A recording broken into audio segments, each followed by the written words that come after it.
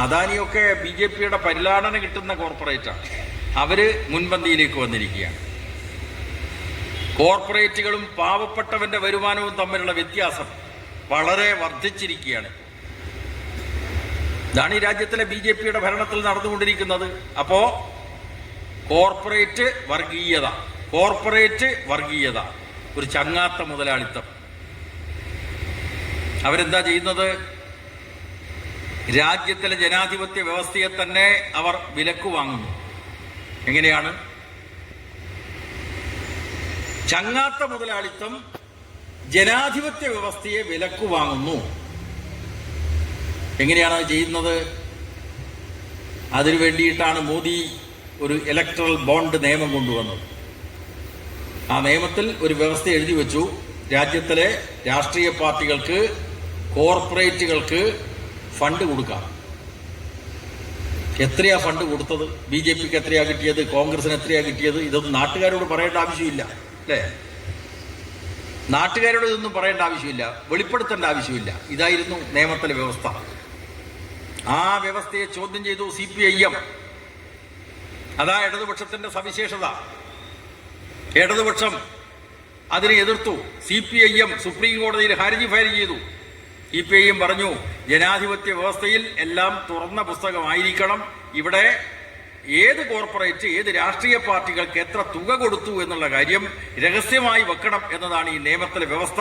അതിനെ ഞങ്ങൾ ചോദ്യം ചെയ്യുന്നു. സുപ്രീം കോടതിയിൽ വാദപ്രതിവാദം നടത്തി. സുപ്രീം കോടതി ഒടുവിൽ പറഞ്ഞല്ലോ, കണക്ക് വെളിപ്പെടുത്തു.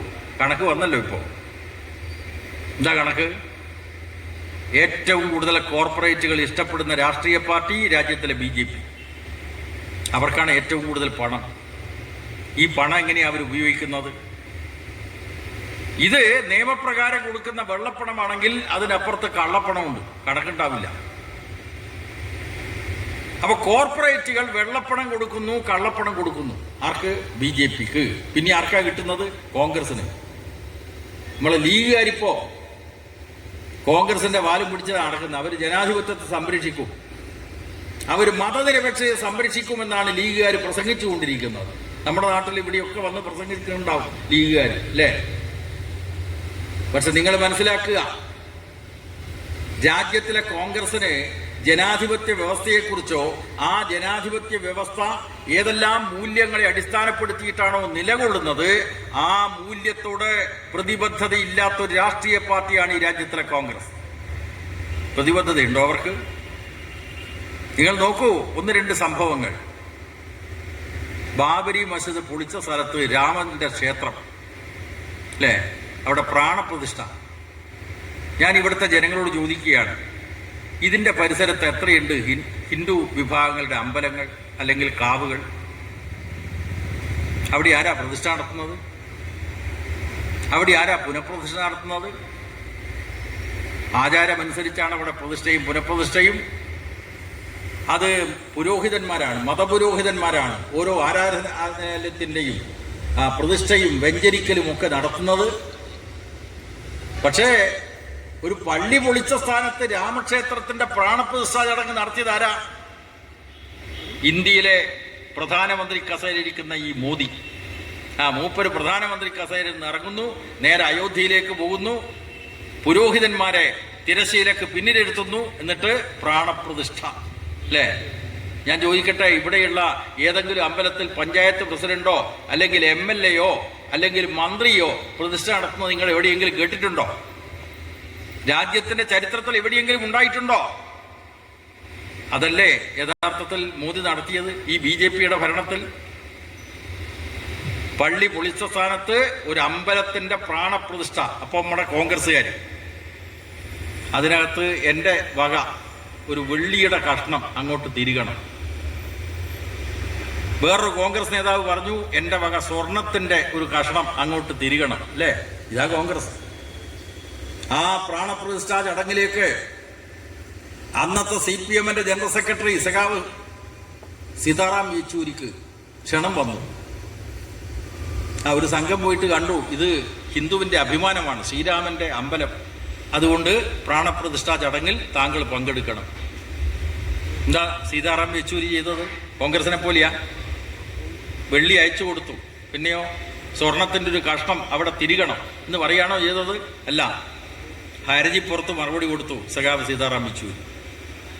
സഖാവ് സീതാറാം വന്ന സംഘത്തോട് പറഞ്ഞു, എല്ലാ മതവിശ്വാസങ്ങളെയും മാനിക്കുന്ന പാർട്ടിയാണ് CPIM. അല്ലേ? CPM-നെ കുറിച്ചിട്ട് എന്തല്ല പറയാറ്? നമ്മളെ ലീഗുകാർ പറഞ്ഞു ഇവർക്ക് പള്ളിയില്ല, ഒന്നുമില്ല, നിരീശ്വരവാദം പ്രചരിപ്പിക്കലാണ് കമ്മ്യൂണിസ്റ്റുകാരുടെ പണി എന്നാണ് ഈ രാജ്യത്തിലെ ജനങ്ങളെ തെറ്റിദ്ധരിപ്പിക്കാൻ വേണ്ടി ലീഗിന്റെ ചില ആളുകൾ പറയാറ്. കമ്മ്യൂണിസ്റ്റുകാരുടെ ഏതെങ്കിലും മീറ്റിങ്ങിൽ, CPM-ന്റെ ഏതെങ്കിലും മീറ്റിങ്ങിൽ നിരീശ്വരവാദ പ്രചരണം നിങ്ങൾ ആരെങ്കിലും കേട്ടിട്ടുണ്ടോ? ഒറ്റക്കാരിയെ ഞങ്ങൾ പറയാറുള്ളൂ. കമ്മ്യൂണിസ്റ്റുകാരെന്ന നിലക്ക് ജനങ്ങളുടെ മൂർത്തമായ ജീവിത പ്രശ്നങ്ങൾ, ഹിന്ദു ആയാലും മുസൽമാനായാലും ക്രിസ്ത്യാനി ആയാലും ജീവിത പ്രയാസങ്ങൾ, ജീവിത പ്രശ്നങ്ങൾ, അത് പരിഹരിക്കാനുള്ള മാർഗങ്ങൾ, അതിന് പരിഹരിക്കാനുള്ള പോരാട്ടങ്ങൾ, അതല്ലാതെ ഏതെങ്കിലും മതവിശ്വാസത്തിനെതിരായിട്ടുള്ള ഒരു പ്രചാരണവും പ്രവർത്തനവും കമ്മ്യൂണിസ്റ്റ് പാർട്ടിയുടെ ഭാഗത്തു നിന്നുണ്ടാവാറില്ല. അതുകൊണ്ട് സഖാവ് സീതാറാം യെച്ചൂരി ഈ ക്ഷണിക്കാൻ വന്ന സംഘത്തോട് പറഞ്ഞു, ഞങ്ങൾ എല്ലാ മതവിശ്വാസത്തെയും മാനിക്കുന്ന പാർട്ടിയാണ്, പക്ഷെ ഇത് ഒരു രാഷ്ട്രീയ പരിപാടിയാണ്. ത്രാണി വേണതിന്. ആ ത്രാണി ഉണ്ടായോ കോൺഗ്രസിന്? CPIM ഹർജിപ്പുറത്ത് മറുപടി എഴുതി, ഞങ്ങൾ അതിൽ പങ്കെടുക്കില്ല, ഇത് രാഷ്ട്രീയ പരിപാടിയാണ്. എല്ലാ മതവിശ്വാസങ്ങളെയും മാനിക്കുന്ന പാർട്ടിയാണ് CPM എങ്കിലും ഇത് ഒരു രാഷ്ട്രീയ പരിപാടിയാണ്, രാഷ്ട്രീയ ലക്ഷ്യമുണ്ട്. അത് കൃത്യമായി പറഞ്ഞു, തിരിച്ചുപോയി. എത്ര കഴിഞ്ഞിട്ടാ കോൺഗ്രസ് തീരുമാനിച്ചത്? അതാ കോൺഗ്രസ്. ഇവിടെ വർഗീയ ശക്തികളോട് വിട്ടുവീഴ്ച കൂടാതെയുള്ളൊരു നിലപാട് സ്വീകരിച്ചാൽ മാത്രമേ നമ്മുടെ രാജ്യത്തിന്റെ ഭരണഘടനയിൽ ഉൾക്കൊള്ളുന്ന മതനിരപേക്ഷത സംരക്ഷിക്കാനാവൂ. സുഹൃത്തുക്കളെ, ഇവിടെ എന്താണ് ഈ വർഗീയ വിപത്തിനോട് കോൺഗ്രസ് എടുക്കുന്ന സമീപനം? കോൺഗ്രസ് എല്ലാ കാലത്തും വർഗീയതയോട് സമരസപ്പെടുക, വർഗീയതയോട് വിട്ടുവീഴ്ച ചെയ്യുക എന്നുള്ള സമീപനമാണ് എല്ലാ കാലത്തും സ്വീകരിച്ചത്. 1947 ഇന്ത്യക്ക് സ്വാതന്ത്ര്യം കിട്ടിയതിനു ശേഷം അന്നത്തെ KPCC പ്രസിഡന്റായിട്ടുള്ള ശ്രീമാൻ കേളപ്പൻ അന്ന് നാദാപുരത്ത് നടത്തിയൊരു പ്രസംഗമുണ്ട്. ആ പ്രസംഗം ഇപ്പോഴും നമുക്ക് പത്രത്തിന്റെ ഏടുകളിൽ കാണാം. എന്താ പ്രസംഗം എന്നറിയോ? മുസ്ലിങ്ങൾ രാജ്യത്തോട് വിശ്വാസ്യത തെളിയിക്കണം, രാജ്യത്തോട് കൂറ് തെളിയിക്കണം എന്ന് അന്ന് പ്രസംഗിച്ചവരാണ് ഈ രാജ്യത്തിലെ കോൺഗ്രസ്സുകാർ.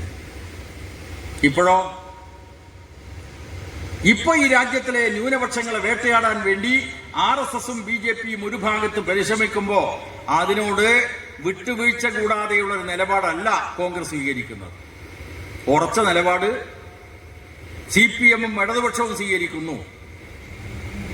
CPM-ഉം ഇടതുപക്ഷവും RSSന്റെ ഫാസിസ്റ്റ് വർഗീയ നിലപാടിനെ ശക്തമായിട്ട് എതിർക്കുന്നതോടൊപ്പം RSSന്റെ മറുപതിപ്പുണ്ട് ജമാഅത്തെ ഇസ്ലാമി, അതിനെയും ശക്തമായിട്ട് എതിർക്കുന്നു. എല്ലാ വർഗീയതയും CPM എതിർക്കുന്നു. കാരണം മതനിരപേക്ഷത സംരക്ഷിക്കണമെങ്കിൽ എല്ലാ വർഗീയതയെയും എതിർക്കണം. എന്താ RSSന്റെ കാര്യപരിപാടി? ഹിന്ദുരാഷ്ട്രം സ്ഥാപിക്കലാണ്. മതരാഷ്ട്രമാണ് അവരുടെ ലക്ഷ്യം. ആ മതരാഷ്ട്രം ലക്ഷ്യമായി പ്രഖ്യാപിച്ച RSSന്റെ ഓരോ പടവുകളും, അവരുടെ പ്രവർത്തനത്തിന്റെ ഓരോ പടവുകളും നമ്മൾ തിരിച്ചറിയുന്നു. അതവര് നടപ്പായിക്കൊണ്ടിരിക്കുന്ന ഓരോ കാര്യവും നിങ്ങൾ നോക്കൂ. വർഗീയത ശക്തിപ്പെടുത്താനുള്ള പരിശ്രമം, കോർപ്പറേറ്റുകളുടെ വർഗതാൽപര്യം സംരക്ഷിക്കുക, എന്നിട്ട് ഹിന്ദുക്കളെ വർഗീയമായിട്ട് വഴിതിരിച്ചു വിടുക, അതിന്റെ ആനുകൂല്യത്തിൽ അധികാരത്തിൽ തുടരുക. അവർ ചൂണ്ടിക്കാണിക്കുന്നത് മുസ്ലിം സമുദായത്തിലുള്ള വർഗീയതയാണ്. RSS ഹിന്ദു രാഷ്ട്രമാണ് പ്രഖ്യാപിക്കുന്നതെങ്കിൽ ഇപ്പുറത്ത് ജമാഅത്തെ ഇസ്ലാമി എന്ന് പറയുന്നൊരു സംഘടനയുണ്ട്. അപ്പോൾ ജമാഅത്തെ ഇസ്ലാമിയെ സംരക്ഷിക്കുന്ന കോൺഗ്രസിന്റെയും ലീഗിന്റെയും നിലപാടിനെ CPM-ഉം ഇടതുപക്ഷവും എതിർക്കുമ്പോൾ നമ്മുടെ ലീഗുകാരും കോൺഗ്രസ്സുകാരും പറയാ, നിങ്ങൾ എന്തിനാണ് ജമാഅത്തെ ഇസ്ലാമിയെ എങ്ങനെ കുറ്റപ്പെടുത്തുന്നത്? അവരധികമില്ലല്ലോ, അല്ലേ? നാദാപുരത്ത് ജമാഅത്തെ ഇസ്ലാമിക്കാരുണ്ടോ? അധികം ഇല്ലേ? ഇവിടെ ലീഗല്ലേ ഉള്ളത്. ജമാഅത്തെ ഇസ്ലാമി അധികം ഇല്ല, എണ്ണത്തിൽ കുറവാണ്. അപ്പൊ ഇല്ലാത്തൊരു കാര്യം നിങ്ങൾ എന്തിനാണ് പെരുപ്പിച്ച് പറയുന്നത്? നിങ്ങൾ ജമാഅത്തെ ഇസ്ലാമിയെ പറ്റി പറയുന്നത് എന്തിനു വേണ്ടിയിട്ടാണ്?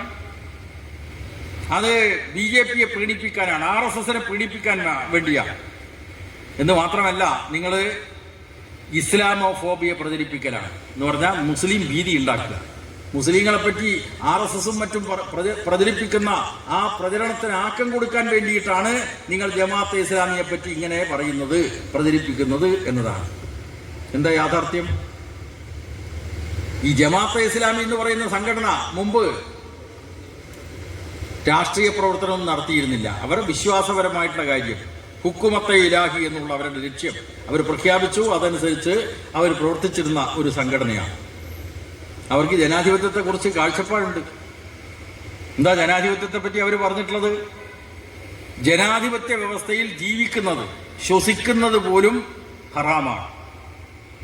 ഈ മൗദൂദി, ജമാഅത്തെ ഇസ്ലാമിയുടെ സ്ഥാപകനായിട്ടുള്ള മൗദൂദി പ്രചരിപ്പിച്ചത് ജനാധിപത്യ വ്യവസ്ഥയിൽ ജീവിക്കുന്നതും ശ്വസിക്കുന്നതും പോലും ഹറാമാണ്. ഇത് പറഞ്ഞവരാ ജമാഅത്തെ ഇസ്ലാമി. ഇപ്പൊ അവര് മാറി. എന്താ മാറ്റം എന്നറിയോ? അവർക്ക് ആ പരിപാടിയുമായി മുന്നോട്ട് പോയാൽ ശക്തമായിട്ട് എതിർപ്പ് വരും, ഒറ്റപ്പെടുമെന്ന് കണ്ടപ്പോൾ അവരിപ്പോൾ ഒരു രാഷ്ട്രീയ പാർട്ടിയെ ഉണ്ടാക്കിയിരിക്കുകയാണ്. ആ രാഷ്ട്രീയ പാർട്ടിയുടെ പേരാണ് വെൽഫെയർ പാർട്ടി. ആ വെൽഫെയർ പാർട്ടി ഇപ്പൊ ആരുടെ കൂടിയായിട്ടത്? ജമാഅത്തെ ഇസ്ലാമി എന്ന് പറയുന്ന മതരാഷ്ട്രവാദികളുടെ പ്രസ്ഥാനമായിട്ടുള്ള വെൽഫെയർ പാർട്ടി ഇപ്പോൾ ഉള്ളത് UDFന്റെ കൂടെ, കോൺഗ്രസിന്റെയും ലീഗിന്റെയും കൂടെ. അത് ചൂണ്ടിക്കാണിക്കുമ്പോൾ നമ്മുടെ സതീശൻ പറയുന്നത് ജമാഅത്തെ ഇസ്ലാമി പലതെല്ലാം പഴയതെല്ലാം ഉപേക്ഷിച്ചിരിക്കുകയാണ്, അവർ ലക്ഷ്യമെല്ലാം ഉപേക്ഷിച്ചിരിക്കുകയാണ്, അവർ നല്ല കുട്ടികളായിരിക്കുകയാണ്. ആര്? കോൺഗ്രസിന്റെ വക സർട്ടിഫിക്കറ്റ്. അങ്ങനെ മാറിയിട്ടുണ്ടോ അവര്? അപ്പൊ ഒരു ഭാഗത്ത് RSSന്റെ തലവൻ ഗോൾവാൾക്കറുടെ പടത്തിന് മുമ്പിൽ പോയിട്ട് വിളക്ക് കത്തിക്കുക ഈ സതീശൻ, ഈ കോൺഗ്രസിന്റെ സതീശൻ. ലീഗുകാരെ അങ്ങോട്ട് കൂട്ടേണ്ട അവസരം വന്നു കഴിഞ്ഞാൽ അതും കൂട്ടും. കോൺഗ്രസും ലീഗും ഒത്തുചേർന്നിട്ട് ഗോൾവാൾക്കറുടെ വിളക്കിന് മുമ്പിൽ പ്രണമിക്കും, അല്ലേ? ആ സതീശൻ പറയുന്നത് ജമാഅത്തെ ഇസ്ലാമി ഇപ്പൊ നല്ല കുട്ടികളായിരിക്കുകയാണ്, അവരുടെ ലക്ഷ്യമൊക്കെ ഉപേക്ഷിച്ചിരിക്കുകയാണ്. അവരുപേക്ഷിച്ചിട്ടുണ്ടോ? ആരെയാണ് നിങ്ങൾ കബളിപ്പിക്കാൻ ശ്രമിക്കുന്നത്? ഈ കഴിഞ്ഞ ഒക്ടോബർ മാസം, ഇതിപ്പോ ഫെബ്രുവരി 1 ഫെബ്രുവരി 2 ജനുവരി മാസം, ഡിസംബർ മാസം, നവംബർ മാസം, ഒക്ടോബർ 2025 ഒക്ടോബറിൽ മലപ്പുറത്ത് ഈ ജമാഅത്തെ ഇസ്ലാമിയുടെ യുവജന വിഭാഗമായിട്ടുള്ള സോളിഡാരിറ്റി നടത്തിയ സെമിനാറിലെ ചർച്ചാ വിഷയം എന്താണെന്നറിയോ? അബ്ദുള്ള മൗദൂദിയുടെ ഇസ്ലാമിക ദർശനം പഠിപ്പിക്കണം. എത്ര അപകടകരമായിട്ടുള്ള കാര്യമാണ് ഈ ആവശ്യം. ഇസ്ലാമിക ദർശനം പഠിപ്പിക്കണം. ഇവിടെ ഇസ്ലാമിക പണ്ഡിതന്മാർ 10,000-കണക്കിന് പണ്ഡിതന്മാരാണ്. അവരെല്ലാ കാലത്തും ശാസനകൾ പുറപ്പെടുവിക്കാറുണ്ട്, ഇസ്ലാം എന്താണ് പഠിപ്പിക്കാറുണ്ട്. അതനുസരിച്ച് ഇസ്ലാം വിശ്വാസികൾ ഈ നാട്ടിൽ ആചാരങ്ങളും അനുഷ്ഠാനങ്ങളും നടത്തുന്നു. എന്തിനാ പുതുതായിട്ട് ഈ മൗദൂദിയുടെ ദർശനം പഠിക്കേണ്ട ആവശ്യം? ഞാൻ ഇവിടുത്തെ ലീഗുകാരോട് ചോദിക്കുകയാണ്. ഈ ഒക്ടോബർ മാസത്തിൽ മലപ്പുറത്ത് സെമിനാർ നടത്തിക്കൊണ്ട് മൗദൂദിയുടെ ദർശനം പഠിപ്പിക്കണം, ഇസ്ലാമിക ദർശനം പഠിപ്പിക്കണം എന്ന് പ്രചരണം നടത്തുന്ന ഈ ജമാഅത്തെ ഇസ്ലാമിയെ കൂട്ടിയിട്ട് നിങ്ങൾ UDFന് വോട്ട് പിടിക്കാൻ പോകുമ്പോൾ ഈ നാട്ടിലെ ജനങ്ങൾ, പ്രബുദ്ധരായിട്ടുള്ള ജനങ്ങൾ ചോദ്യം ചെയ്യില്ലേ? എന്തിനാണ് ഈ മൗദൂദിയുടെ ദർശനം പഠിപ്പിക്കേണ്ട ആവശ്യം? ഇസ്ലാമിക പണ്ഡിതന്മാർ ഇവിടെ ഇല്ലാഞ്ഞിട്ടാണോ? നമ്മുടെ നാട്ടിലെ മുസ്ലിങ്ങളെ ഏറ്റവും വലിയ വിഭാഗം സുന്നികളാണ്. ആ സുന്നി പണ്ഡിതന്മാർ പറയുന്നു ഈ മൗദൂദിയുടെ ദർശനം ഇസ്ലാമിന് നിരക്കുന്നതല്ല, മതരാഷ്ട്രവാദം ഇസ്ലാമിന്റെ കാഴ്ചപ്പാടിന് നിരക്കുന്നതല്ല എന്ന് പറയുന്നു സുന്നി പണ്ഡിതന്മാർ. പക്ഷേ ലീഗുകാർ കൂട്ടുന്നു. എന്തിനു വേണ്ടി? 4 വോട്ടിന് വേണ്ടി, അല്ലേ? 4 വോട്ടിന് വേണ്ടി കൂട്ടി നടക്കുകയാണ്. സുഹൃത്തുക്കളെ, ആരായി മൗദൂദി മനസ്സിലാക്കണമല്ലോ. ഈ നാട്ടിലെ ജനങ്ങൾ മനസ്സിലാക്കണം. അദ്ദേഹം സ്വതന്ത്ര ഇന്ത്യയിൽ ജീവിച്ചിട്ടുള്ള ഒരു ജമാഅത്തെ ഇസ്ലാമിയുടെ നേതാവാണ്. ജമാഅത്തെ ഇസ്ലാമിയുടെ സ്ഥാപകൻ അബ്ദുള്ള മൗദൂദി എവിടെയാണെന്നറിയോ? ഹൈദരാബാദിലായിരുന്നു. ആന്ധ്രയിലെ ഹൈദരാബാദ് സ്വദേശിയായിട്ടുള്ള മൗദൂദി ഇന്ത്യക്ക് സ്വാതന്ത്ര്യം കിട്ടിയപ്പോൾ എങ്ങോട്ട് പോയി? പാകിസ്ഥാനിലേക്ക് പോയി. അല്ലേ? പാകിസ്ഥാനിലേക്കാണ് പോയത്, തൻ്റെ കുറച്ച് അനുയായികളെയും കൂട്ടി. ഞാൻ ഈ രാജ്യത്തിലെ മുസ്ലിം സഹോദരങ്ങളോട് ചോദിക്കുന്നു, ഇന്ത്യയും പാകിസ്ഥാനുമായി വിഭജിക്കപ്പെട്ടപ്പോൾ പൃഷ്ഠത്തിലെ പൊടിയും തട്ടിയിട്ട് പാകിസ്ഥാനിലേക്ക് പോയിട്ടുള്ള മൗദൂദിയുടെ കൂടെ ആരെല്ലാമാണ് പാകിസ്ഥാനിൽ അന്ന് പോയത്? വളരെ ചുരുക്കം ആളുകൾ, തൻ്റെ അനുയായികളായിട്ടുള്ള ചില്ലറ ആളുകൾ. കേരളത്തിൽ നിന്ന് പാകിസ്ഥാനിലേക്ക് അക്കാലത്ത് പോയിട്ടുള്ളവരാരാ? വിരലെണ്ണാവുന്നവർ. ബാക്കിയല്ല ഇവിടെ നിന്നു. എന്തുകൊണ്ട്? ആ മുസ്ലിം സഹോദരങ്ങൾ കരുതിയത് ഇതാണ് ഞങ്ങളുടെ രാജ്യം. ആ സഹോദരങ്ങൾ കരുതിയത് ഇവിടെയാണ് നിങ്ങൾ ജനിച്ചത്, ഇവിടെയാണ് നിങ്ങളുടെ കുടുംബം, ഇവിടെയാണ് സ്വത്ത്. ഞങ്ങൾ ഇന്ത്യയിൽ നിൽക്കും, മതേതര ഇന്ത്യയിൽ നിൽക്കും എന്ന് വിശ്വസിച്ചുകൊണ്ട് കേരളത്തിലെ വിരലെണ്ണാവുന്ന ആളുകളൊഴികെ ബാക്കി എല്ലാ മുസ്ലിങ്ങളും ഇവിടെ നിന്നു. കേരളത്തിലെ മുസ്ലിങ്ങൾ മാത്രമല്ല, രാജ്യത്തുടനീളമുള്ള മുസ്ലിം ബഹുജനങ്ങളിൽ മഹാഭൂരിപക്ഷവും മതേതര ഇന്ത്യയിൽ നിന്നു.